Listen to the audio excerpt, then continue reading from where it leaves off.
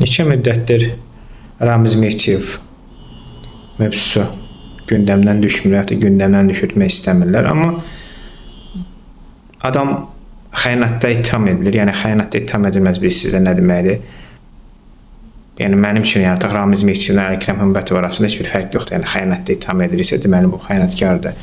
Çox ən bir vətəndaşın ən böyük ittihamıdır. Amma adam nə rəsmi olaraq təsdiqlənmir, bu nəfsi elə APA bir tərəfdən verir, amma digər dövlət qurumları susurlar, istər media qurumları olsun, istər hüquq mühafizə orqanları olsun, məhkəmə sistemi olsun və s. Güya deyirlər ki, qoyun bu hərbi parad keçsin, zəfər paradı, görün nə edəcək, ay belə başlar gedəcək, ay belə əllər gedəcək, qollar gedəcək, heç nə getmir. Yəni mən belə görəm, bu hakimiyyətin gücü ancaq icra başçılarına çatır. Ən yüksək seviyə, ən uzaq icra başçılarını tuturlar. O da əsas şəhərlərin icra başçılarını yox, yəni rayon icra başçılarını. Bundan oyuna getmirlər. Yəni bəs nə oldu bəs? Və yaxud da artıq istifaya getmiş nazir və nazir müavinlərini tuturlar, onları sonra azad edirlər. Pullarını alıb azad edirlər. Elə bura qədər, yəni ki, bu dövlətçilik dediyiniz, güclü dövlət dediyiniz bura qadarmış. Yəni bir dənə yaşlı bir təqaüdçünün əlində qalmışsınız, nə özünü tuta bilirsiniz. Adam jurnalistin villasına cavab verir, jurnalistin telefonuna ki, əvvəl necə var, eyni dedi, eləyəm. Yeznəsə də qorxu gəlir, oğlu nazir müavinidir. Kimə deyildi? Hamısı azadlıqdadır. İndiyə qədər Eldar Mahmudov mövzusu getdi, azadlıqdadır. Çovdarovu tutmuşdular, azadlığa buraxdılar. Oradan sonra Şəkir paylaşdı, biz elə ayaqdayıq. Sonra kim var? Bütün Azərbaycanda olan ordu hərbiçilərdə istər nə bilim gizlindən tutmuş zabitinə qədər hamısı. Mən bir nəfər də Azərbaycan ordusunda hələ də Nəcməddin Sadıq haqqında müsbət heç də eşitməmişəm. Hamına xain deyir, xəyanətkar deyir, rahat şəkildə azadlıqdadır, nə bilim şəkilləri orada-burada çıxır, Antalyada və s. villasında və s. Yəni bəs bu xəyanətkar, bu hakimiyyətə əgər çevirmək istəyir Ramiz Mirçiyev, APA dövlət qurumu bu haqqında məlumatlar verir, nə bilim hakimiyyətin bəzi nümayəndələri bu haqqında danışır. Yaxşı, bu tək başına qoca kişi çəli ilə dövlət çevirir ki, yəni bunun hər strukturda bunun qolları olmalıdır. Nə özünə əl dəymirlər, nə həmən o qollarına əl dəymirlər. Bu necə çevriliş oldu?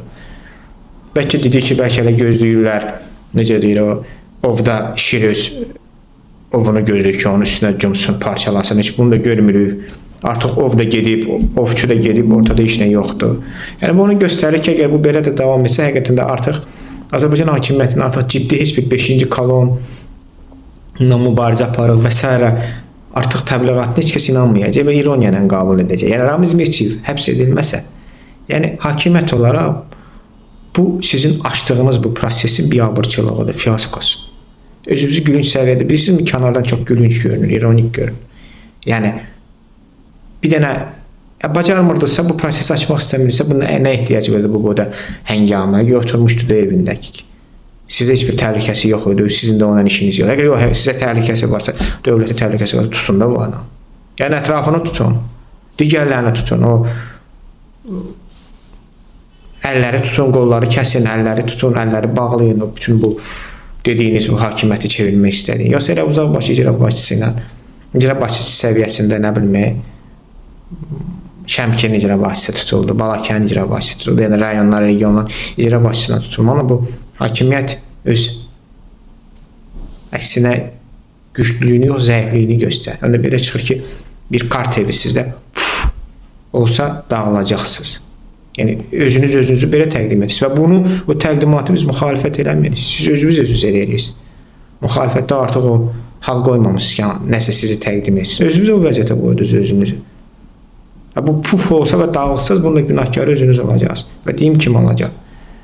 Ölkənin iqtisadiyyatını və daxili siyasəti bugünə qoyan İtalyanski qalstuk deyilən qagoliklar, hansıların ki hesabatlarına artıq hakimiyyətin belə deputatları gəlib inanmır və onu tənqid edir.